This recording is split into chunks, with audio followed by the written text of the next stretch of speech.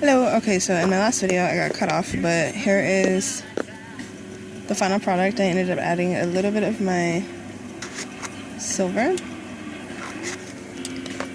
and made these. So let me just do a very quick swatch here real quick for you guys. I just lost my breath. Oh, here it is. Okay. Sorry about that.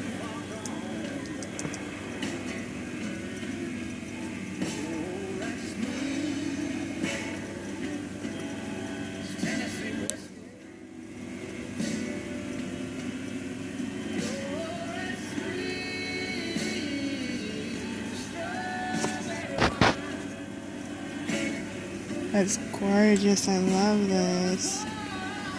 And as of right now, I don't have a name for it, so